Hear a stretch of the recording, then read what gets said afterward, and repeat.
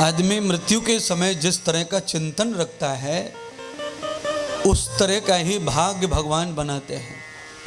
एक भाग्य बनाते हैं कर्म से और एक भाग्य बनाते हैं अंतिम समय चिंतन से।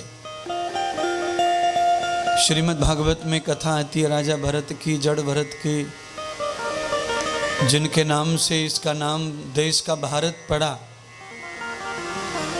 पुरूरवा इक्ष्वाकु वंश के राजा, ययाति वंश के राजा भरत घोर तप करने के पश्चात, संसार को त्यागने के पश्चात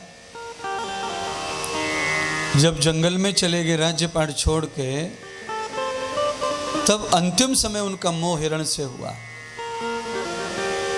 हिरण जब भाग गया झुंड में तो उसकी फिक्र में राजा को मृत्यु हो गई। इतने बड़े तपस्वी राजा को हिरण की योनि में जाना पड़ा।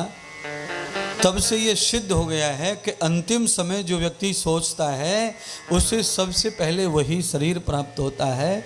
इसलिए हमारे हिंदू समाज में बुजुर्गों को मुक्ति देने के लिए, अच्छा शरीर देने के लिए उनको दुख में गौदान करवाते हैं, गीता सुनवाते हैं, भागवत सुनवाते हैं, उनके हाथ से और भी कोई दान करते हैं, उनके हाथ से कोई सत्कर्म करवाते हैं, जिससे अंतिम समय उनकी गति हो जाए और फिर उनकी वैसी मति हो जाए।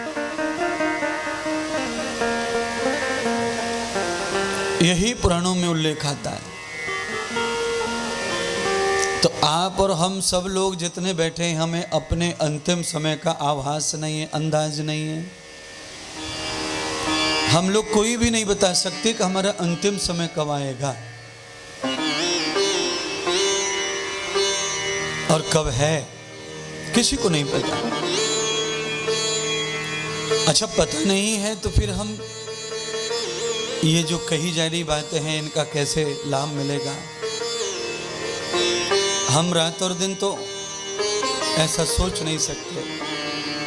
अंतिम समय, लेस मात्र क्षण समय, पल भर के समय अगर हम अच्छा सोचते हैं तो भी हमारा अच्छा हो जाता है अगले जन्म में, ऐसा पुराणों में लिखा हुआ है। श्रीमद् भागवत कथा में राजा भरत जी की कथा सुनाकर यह सिद्ध हो जाता है कि अंतिम समय विचार जैसा है वैसा शरीर जीवन प्राप्त हो जाता है।